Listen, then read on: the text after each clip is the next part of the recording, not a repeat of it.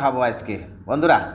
আমরা যারা বিদেশে পরবাসে আছি, একটা কঠিন জীবন, মরুভূমির দেশ, কষ্ট ক্লাস দুঃখ যন্ত্রণা তো আছেই, স্বাভাবিক থাকবে, এটা স্বাভাবিক। ভাই বন্ধু, মা ভাই বোন, আত্মীয় স্বজন, পাড়া প্রতিবেশী যত আছে, বন্ধুবান্ধব সবাইকে আমরা দেশে রাখি। আমরা আসছি এই 7 সমুদ্র 13 নদীর এপারে বিদেশে।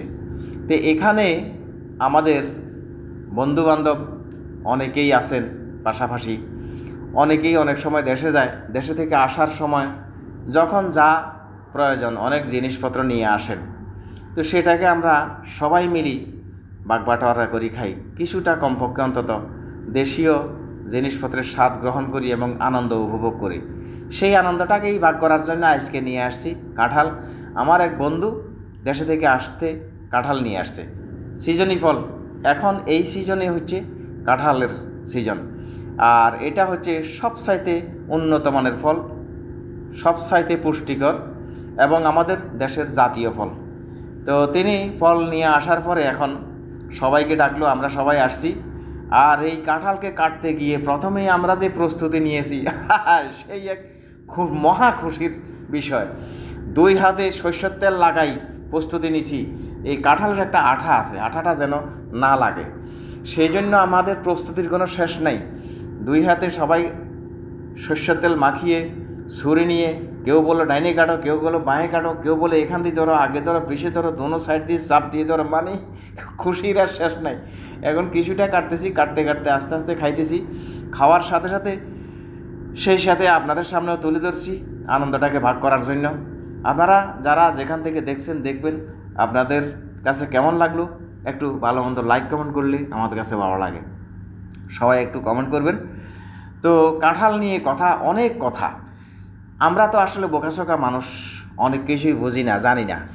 আমাদের দেশের বড় বড় বিজ্ঞরা, সায়েন্টিফিকরা, বড় বড় জ্ঞানী লোকেরা পরামর্শ দিয়েছেন কাঁঠাল বিভিন্নভাবে খাওয়া যায়। কাঁঠালের বার্গার বানিয়ে খাওয়া যায়, কাঁঠালের আমসত্ত্ব বানিয়ে খাওয়া যায়, কাঁঠালের গরুর গোশ হিসেবে খাওয়া যায়।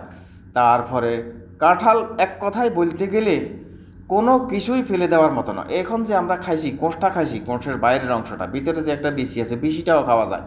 মানে এক কথায় বলতে গেলে কাঁঠালের কোনো অংশই ফেলে দেওয়ার মতো না, সব কিছুই আমরা খাইতে পারি।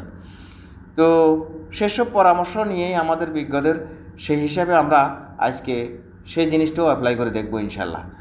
তো আপনাদের কাছে কেমন লাগলো? আর যেহেতু আমরা এই বিদেশের বাড়িতে আছি, সবসময় মন টানা থাকে দেশের প্রতি, দেশের মানুষের প্রতি, ভাই বন্ধু আত্মীয় স্বজন পাড়াপতি সকলের প্রতি। আসলে মনকে বোঝানোর জন্য, মনকে ধরে রাখতে কষ্ট হয়, তারপরও বেঁচে আছি আলহামদুলিল্লাহ। তো মাঝে মধ্যে এরকম কিছু হইলে বন্ধুবান্ধব সবাই মিলি কিছুক্ষণ কমপক্ষে অন্তত বিনোদনের খোরাক, এই আর কি। তো আজকে অনেক কথা হয়ে গেল, অনেক লম্বা হয়ে গেল। আসলে অনেকেই অনেক সময় লম্বা ভিডিও দেখতে চায় না, বিরক্তিবোধ করে। যাক, তারপরও যতটুকু সম্ভব আমি আমার এই কাঁঠাল খাওয়ার উপস্থাপনটা আপনাদের সামনে তুলে ধরলাম। আপনারা সবাই ভালো থাকবেন, সুস্থ থাকবেন, আমাদের সকলের জন্য দোয়া করবেন। আমরা যেন কমপক্ষে অন্তত এই বিদেশের বাড়িতে একটু প্রাণোচ্ছল অবস্থায় বেঁচে থাকতে পারি। সবার জন্য আন্তরিক অভিনন্দন, শুভেচ্ছা, ভালোবাসা, শুভকামনা। আবারও একটা নতুন কিছু নিয়ে আসবো ইনশাল্লাহ, সে প্রত্যাশা। আজকের মতো এই কাঁঠাল খাওয়া থেকে আপনাদের